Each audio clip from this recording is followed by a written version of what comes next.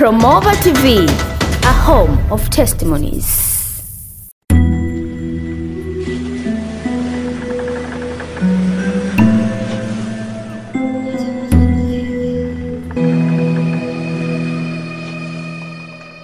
Karibu sana katika mwendelezo wa ushuhuda kutoka kwa mtumishi wa Mungu Moses Lushiku wa huko nchini Kongo, na hii ni sehemu ya 13.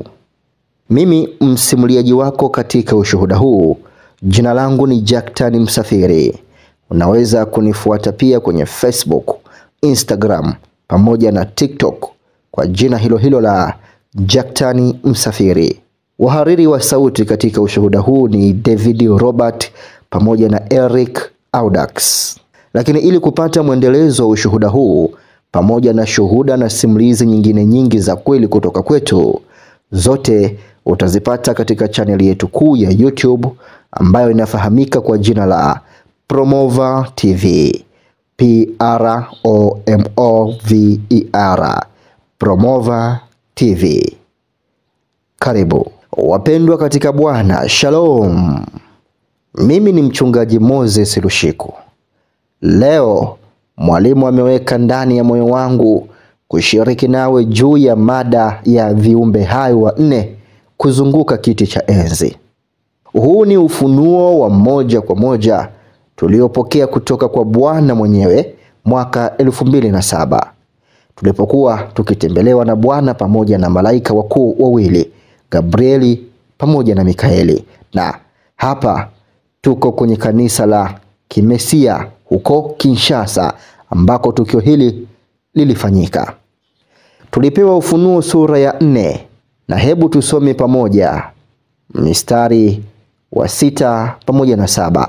Neno la unabii linatangaza.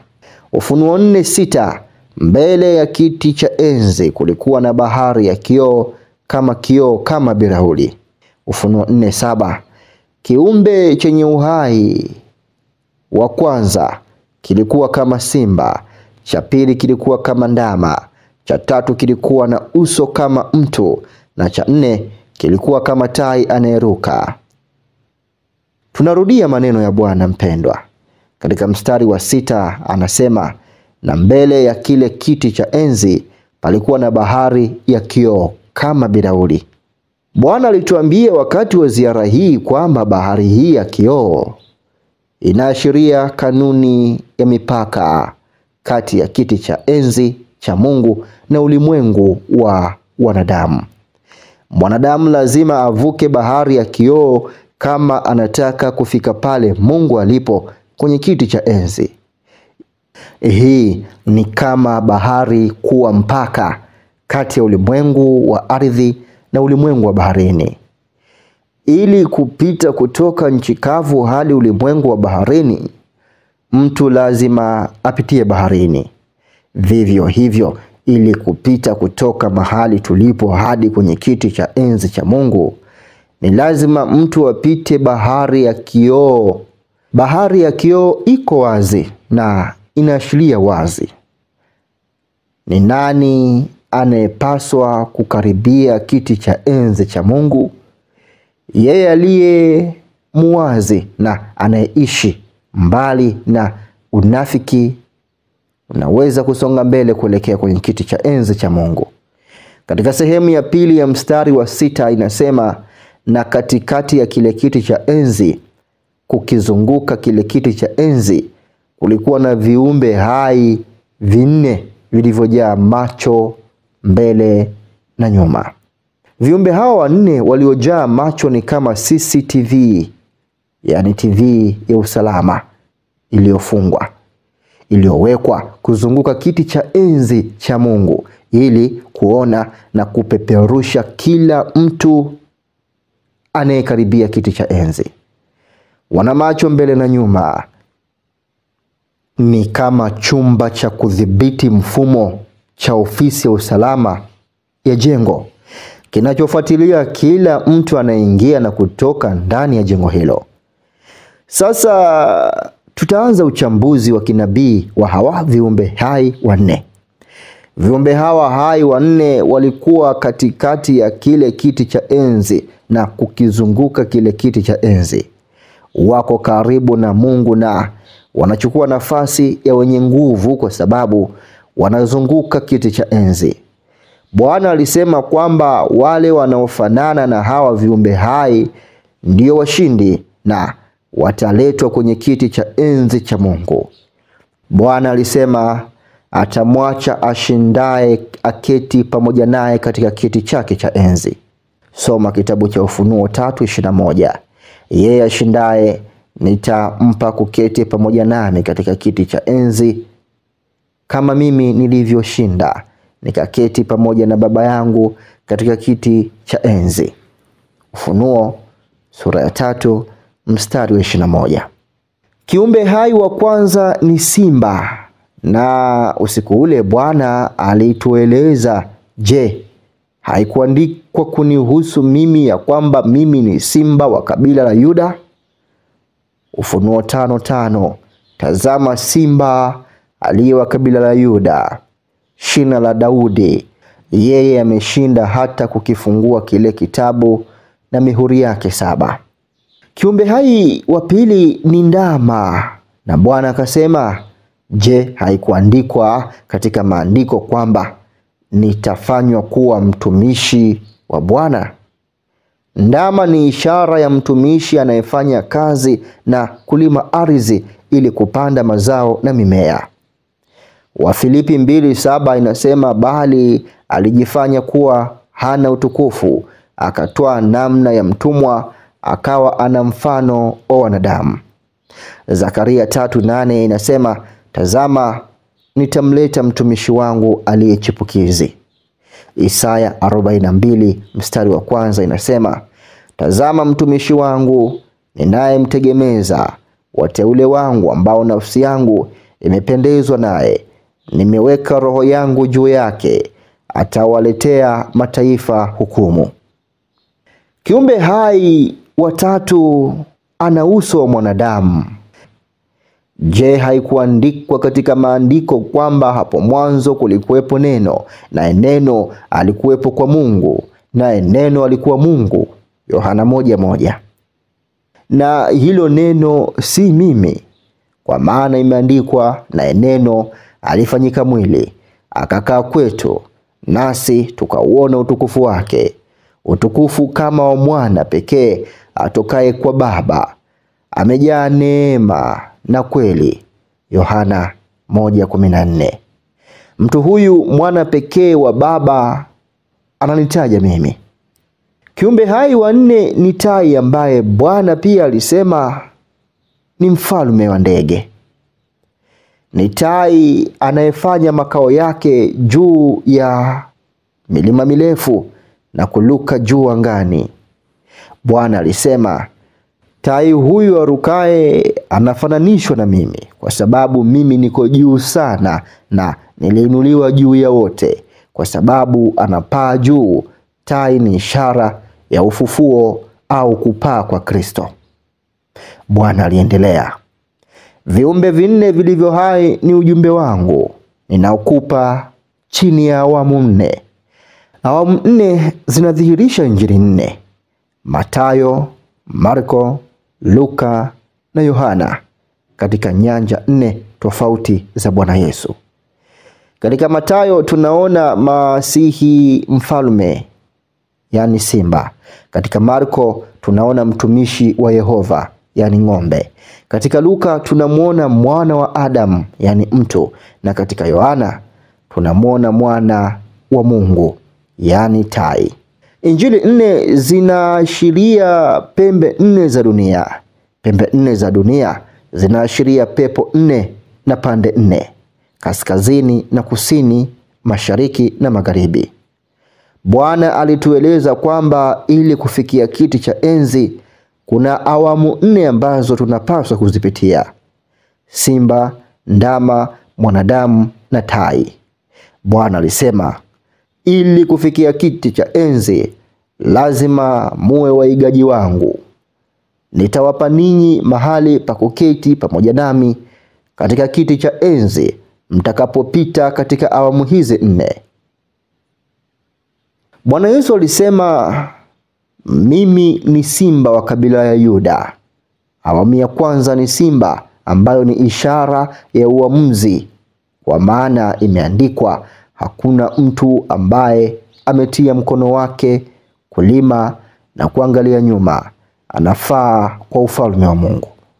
Luka 9:62. Ili kufikia kwenye kiti cha enzi mbinguni, ni muhimu kuwa na roho ya simba. Simba inaashiria harudi nyuma. Inabidi uwe kama simba, yaani wakishambulia huwa hawarudi nyuma. Simba wanakaribia kiti cha enzi, na muungano huo wa kiti cha enzi ni matokeo na kilele cha uamuzi wao wa azimio lao la kusukuma mbele na kamwe wasirudi nyuma.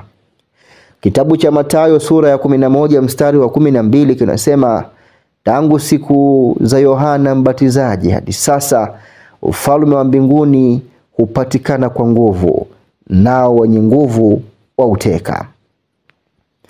Ni lazima tuwe imara na uamuzi wetu wa kumtafuta Mungu ili tuendeleze sura ya simba ndani yetu. Tunapokuwa na roho ya simba ndani yetu, tunaendeleza kukuza roho ya utumishi kama ndama.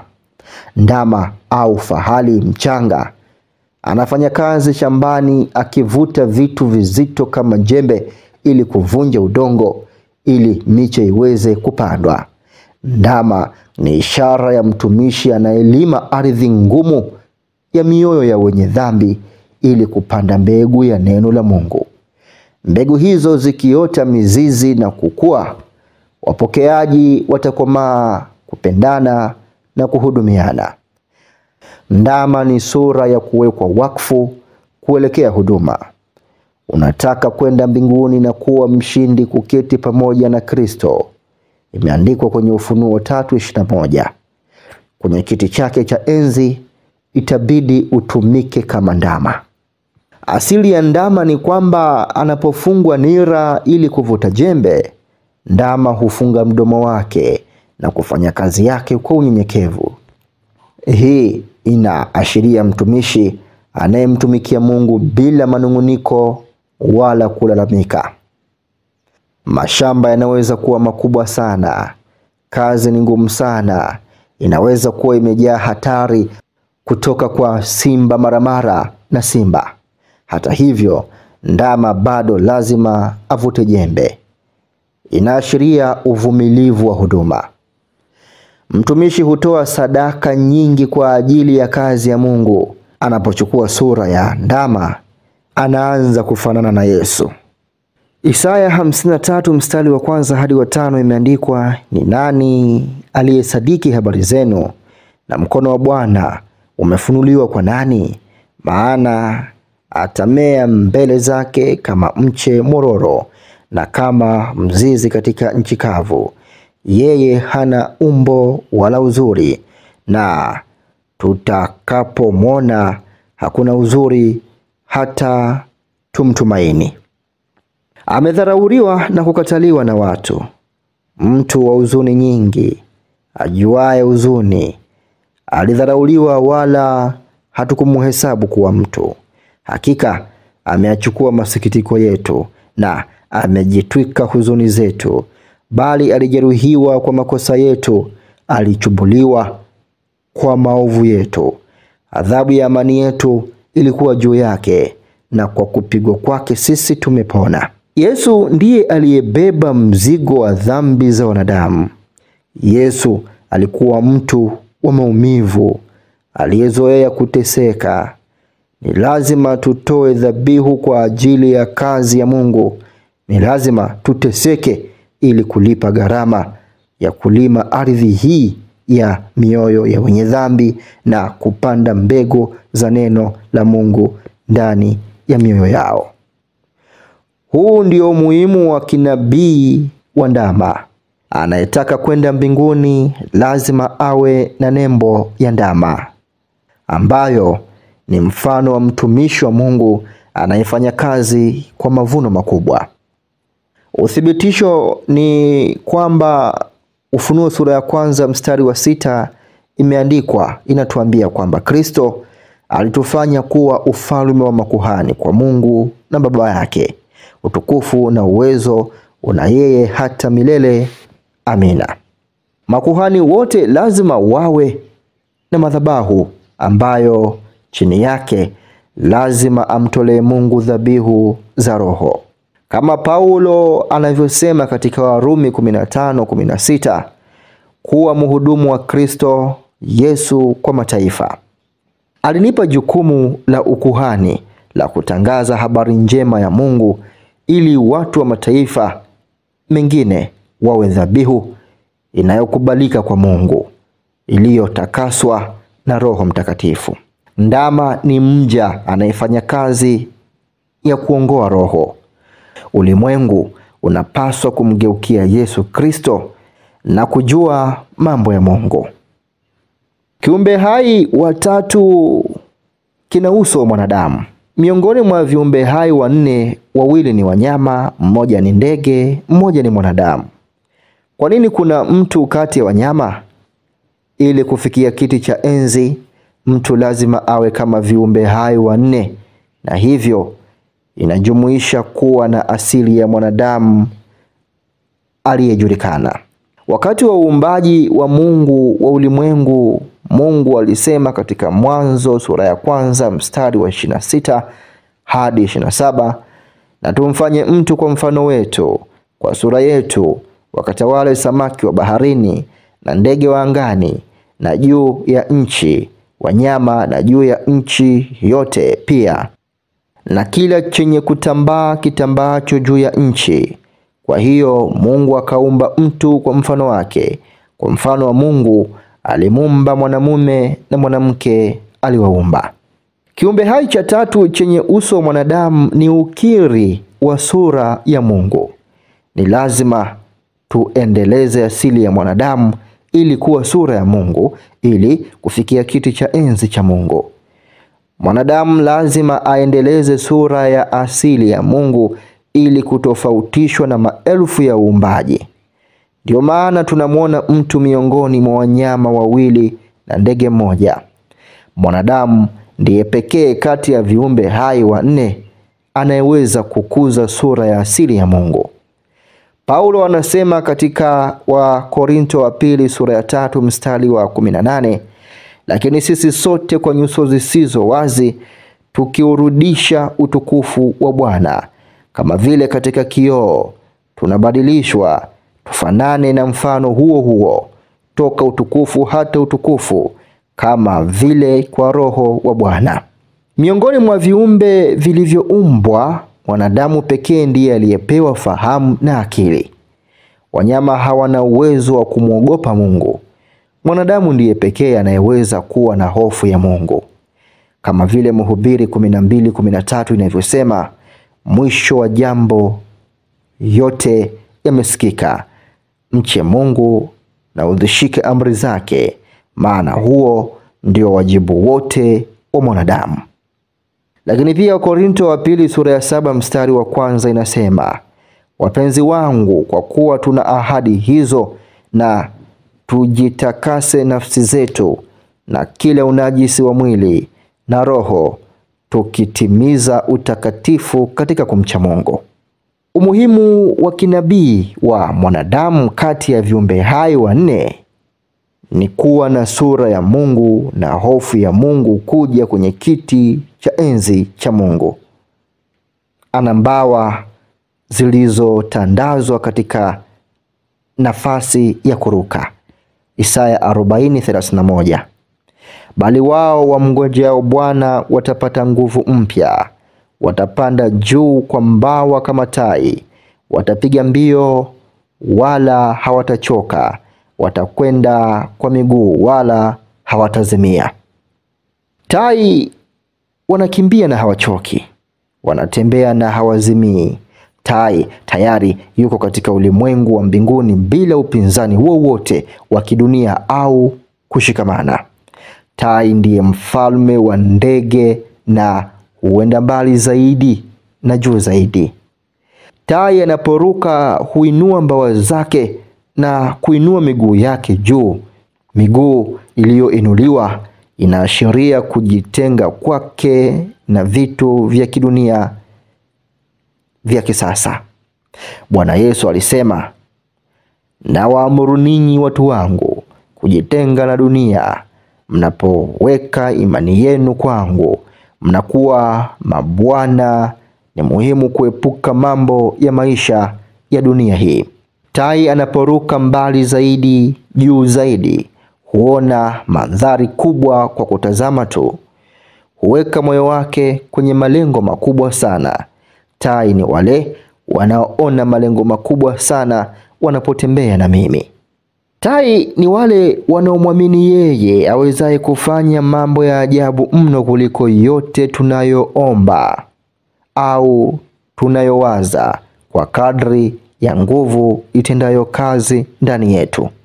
Imeandikwa kwenye Waefeso 3:20. Bwana alisema kwamba tai ana mwelekeo wa kupanda juu zaidi angani. Wale walio na sura ya tai wana mwelekeo wa kwenda mbele zaidi na zaidi katika mambo ya Bwana. Bwana aliongeza kuwa tai ni ndege wa milimani. Maana yake ni kuwa tai ni lazima mtu atafute uwepo wa Mungu kila siku. Imeandikwa kuhusu Yesu kwamba mara nyingi alipanda mlimani kuomba. Mathayo 14:23 inatuambia kwamba naye alipokwisha kuaga makutano alipanda mlimani peke yake ili kuomba. Tunasoma pia katika Luka 6:12, ikawa siku zile alitoka akaenda mlimani ili kuomba, akakesha usiku kucha katika kumwomba Mungu. Pia tunasoma ambapo Bwana aliwachukua baadhi ya wanafunzi wake kwenda naye mlimani ili kuomba. Kwenye Luka 9:28 inasema, ikawa yapata siku 8 baada ya maneno hayo, akawatoa Petro na Yohana na Yakobo, akapanda mlimani kuomba. Makao ya tai mlimani yanamwezesha kwenda mbali sana katika mambo ya mbinguni, huku maono ya dunia yanazidi kuwa madogo na madogo machoni pake. Tai hujitakasa na mambo ya kidunia na kuwa na nia ya mbinguni anapokaa mlimani mbele za Mungu. Na mwenye sikio ayasikie maneno haya. Ubarikiwe sana.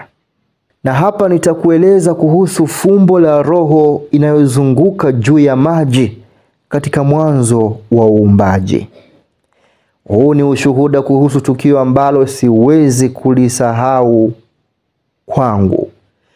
Ilikuwa ni siku ya Jumatano tarehe 27 Desemba 2017. Nilikuwa nimejilaza kitandani kulingana na mapendekezo ya daktari aliyeniambia nipumzike kwa sababu sikuwa na afya nzuri. Siku hiyo kila mtu alienda kanisani na mimi nilikuwa peke yangu nyumbani. Nilikuwa nimeangalia shinikizo langu la damu lilikuwa juu. Nilikuwa na wasiwasi na kujiuliza ningewezaje kuwa mgonjwa namna hiyo. Nilikuwa nimelala pale. Ghafla dari ya chumba changu ikageuka kuwa skrini kubwa. Nilianza kusikia sauti ya Bwana ikitoka kwenye skrini. Wakati Bwana alipokuwa akizungumza, niliweza kuona katika picha kile alichokuwa anakizungumza. Kwenye skrini Bwana aliniambia, wana wa Adamu mnauliza maswali mengi. Unataka kujua jinsi ya kuniogopa mimi. Unajaribu kuelewa jinsi ya kunikaribia mimi. Leo ndio jibu lako. Nilishangaa kwa sababu Bwana alijua kwamba nilikuwa mgonjwa, lakini hakujali kwamba nilikuwa katika hali ya udhaifu.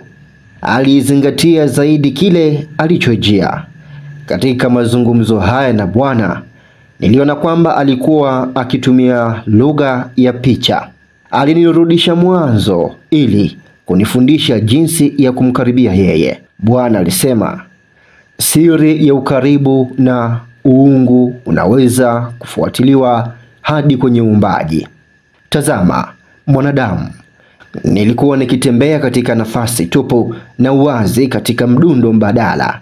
Hapa nilikuwa katika anga tupu kama mtu ambaye hakuwa na la kufanya. Je, ilikuwa ni matembezi ya kawaida tu au kupanda angani? Hapana.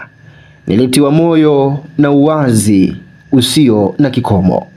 Katika jina la hekima yangu isiyo na kikomo, ilikuwa nikizalisha kila aina ya mawazo ili kuoanisha kazi zangu ambazo zingetokana na uwazi na ubatili. Kwa upande mwingine, hii ni kuwadhihirisha watoto wangu kwamba imani ya kweli, kwamba msingi usio na kikomo uliwekwa chini licha ya uwazi.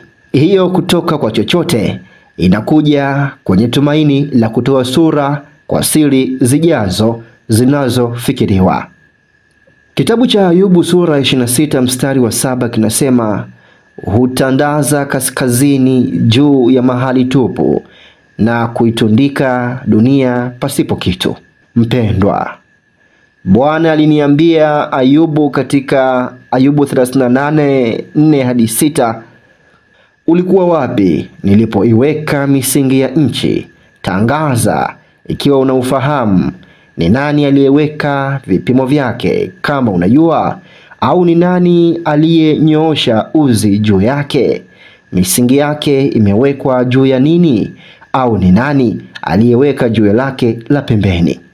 Lakini pia kwenye Zaburi ya 102 mstari wa 25, tangu zamani uliweka msingi wa dunia, na mbingu ni kazi ya mikono yako. Kisha Bwana akaniambia, sasa wana wa wanadamu, ifahamuni siri ya safari yangu na harakati katika uwazi wa anga. Ilinibidi kuhesabu kipimo cha ulimwengu.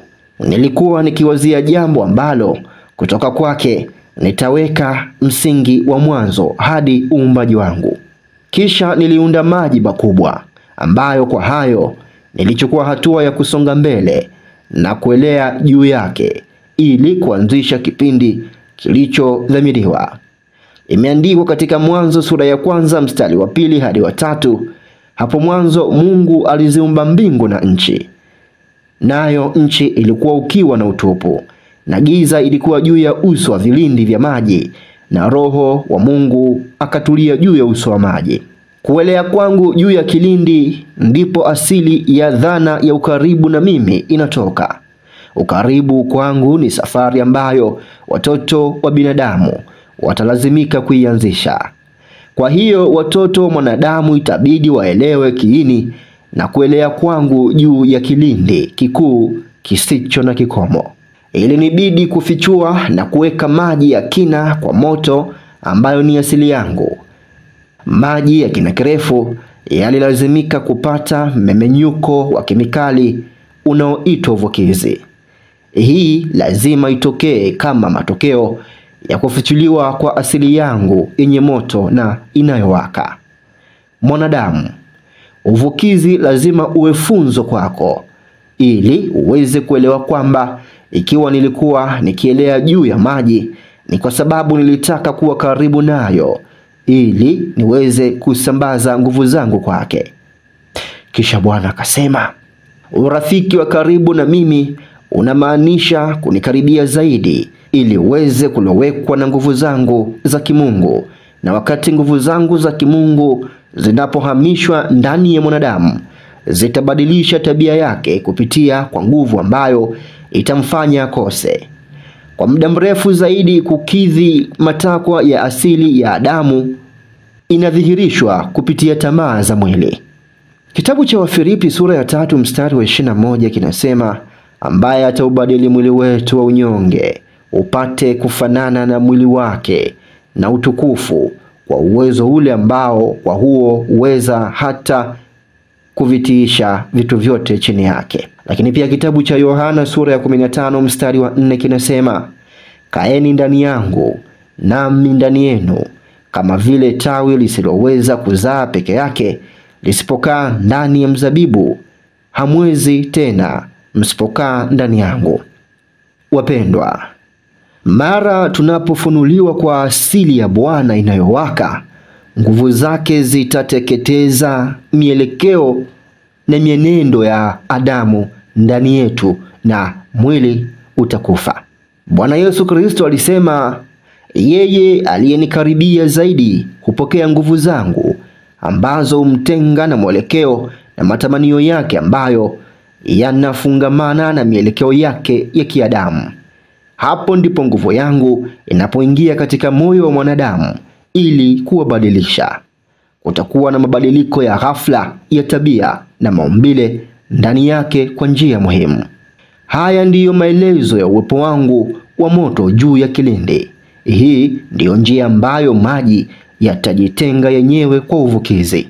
Sehemu ya maji kutoka chini ilipitia mabadiliko na uvukizi kutoka hali ya kioevu hadi hali ya gesi.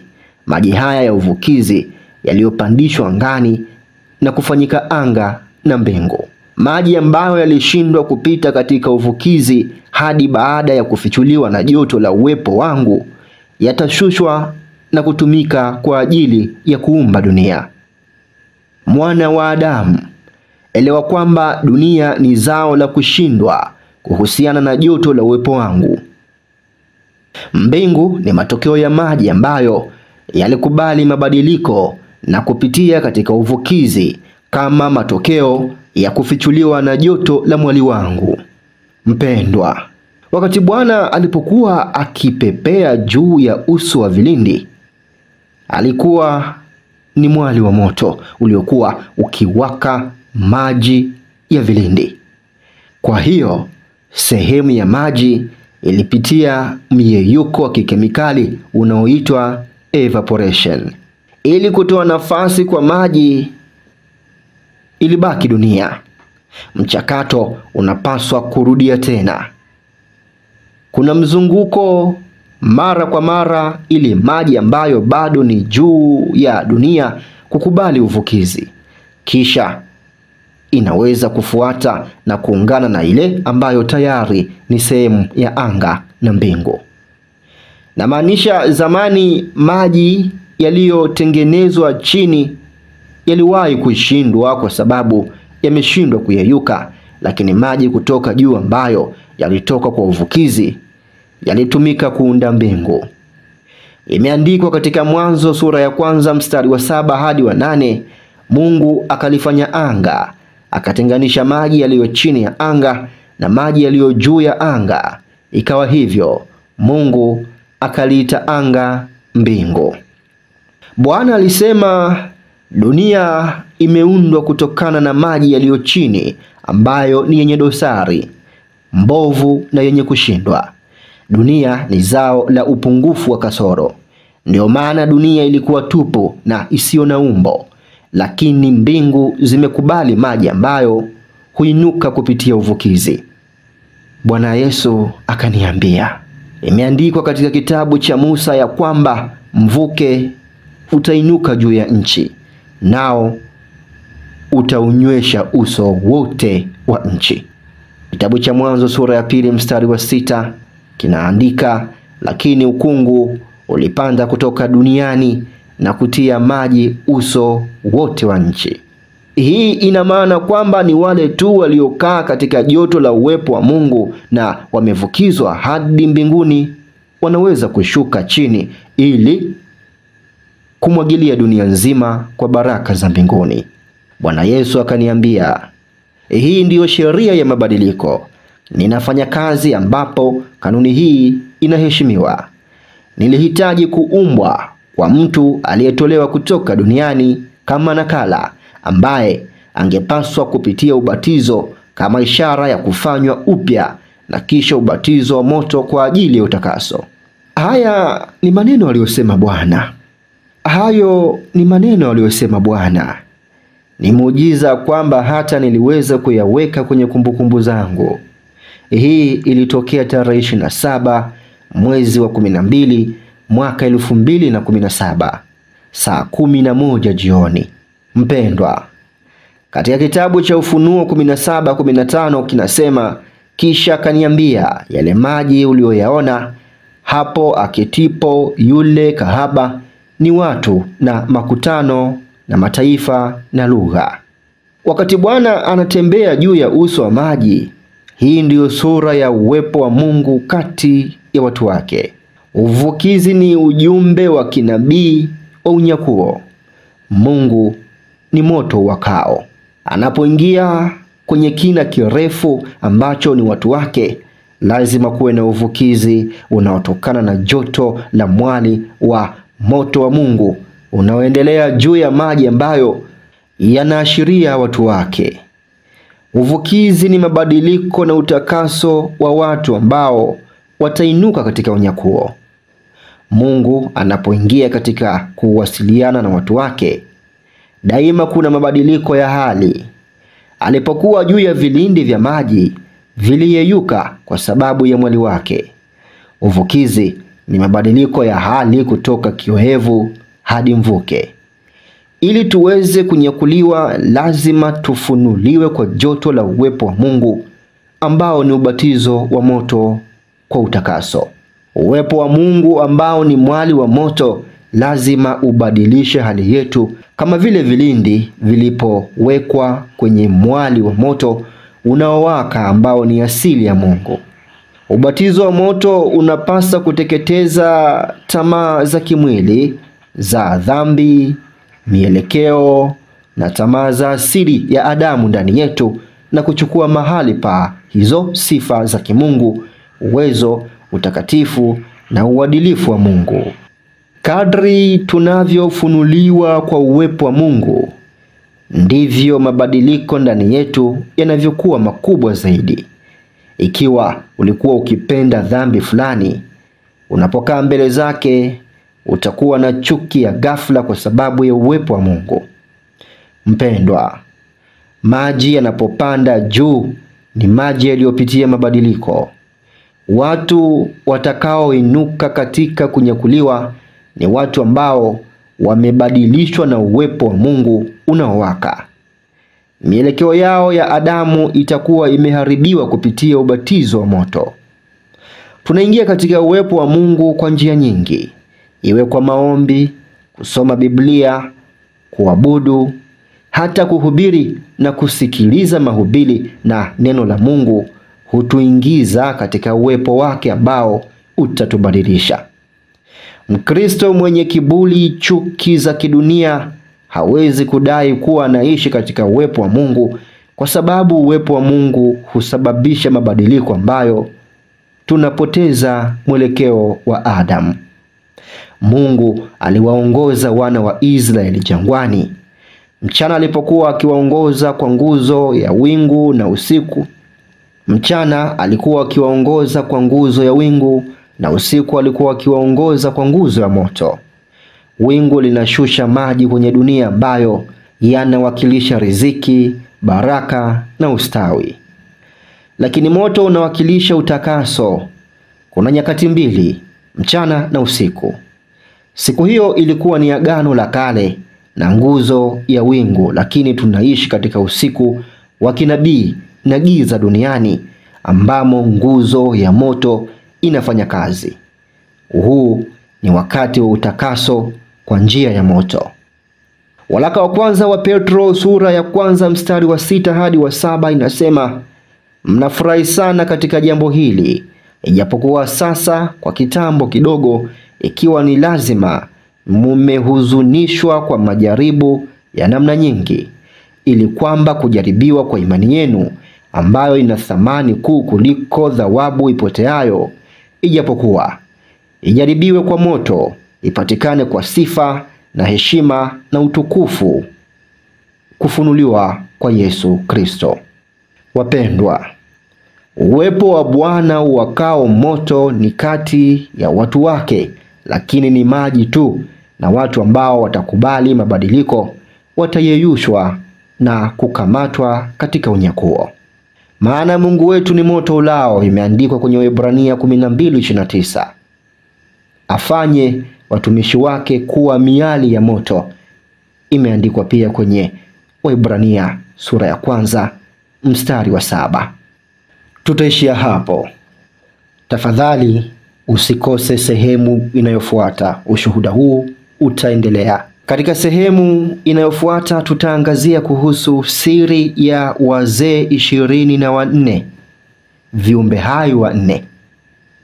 Usikose mwendelezo. Kumbuka, huu ni ushuhuda wa kweli kabisa kutoka kwa mtumishi wa Mungu anayejulikana kama Moses Lushiku wa huko nchini Kongo. Mimi msimuliaji wako katika ushuhuda huu, jina langu ni Jacktan Msafiri. Unaweza ukanifuatilia kwenye Facebook, Instagram pamoja na TikTok kwa jina hilo hilo la Jacktan Msafiri. Lakini ili kupata mwendelezo wa ushuhuda huu pamoja na shuhuda na simulizi nyingine nyingi za kweli kutoka kwetu, zote zinapatikana katika channel yetu ya YouTube ambayo inafahamika kwa jina la Promova TV. Ukiipata, hakikisha una like, una comment, lakini pia una subscribe, bila kusahau kushare linki kwa kadri uwezavyo. Utabarikiwa sana. Promova TV inaandikwa P-R-O-M-O-V-E-R, Promova TV. Lakini kama una maswali, una maoni, una mapendekezo, una ushauri, unahitaji msaada wa kiroho, ama pengine unataka kutoa sadaka yako ili kuwezesha kipindi hiki cha ushuhuda pamoja na Promova TV kwa ujumla, tafadhali tutafute katika nambari hizi: kujumulisha 255-766-294335 au kujumulisha 255-784-074-462. Unaweza pia kutumia nambari hizo kuwasiliana nasi ikiwa una ushuhuda na ungependa kushuhudia kupitia Promova TV. Nikushukuru sana kwa muda wako, wewe ambaye umefuatilia tangu mwanzo hadi mwisho wa ushuhuda huu kwa siku ya leo. Kwa niaba ya wahariri wa zamu kwenye ushuhuda huu, Eric Audax pamoja na David Robert, nikutakie siku njema. Ubarikiwe sana. Endelea kufuatilia Promova TV. Hakikisha una like na pia una share kadri uwezavyo. Asante sana. Hii ni habari njema. Promova TV inakualika ewe mtumishi wa Mungu ambaye ungependa kutoa ushuhuda au mahubiri ili kuwafikia watu wengi zaidi duniani. Wakati ni sasa. Promova TV itakurusha hewani bure katika vipindi vyake vya neno la siku, mkate wa siku, kutoka ibadani, wito wangu na ushuhuda. Nafasi hii ni kwa watumishi wa Mungu wa kweli. Basi wasiliana nasi kwa namba 0766294335 au 0784074462. Fursa hii si ya kuikosa.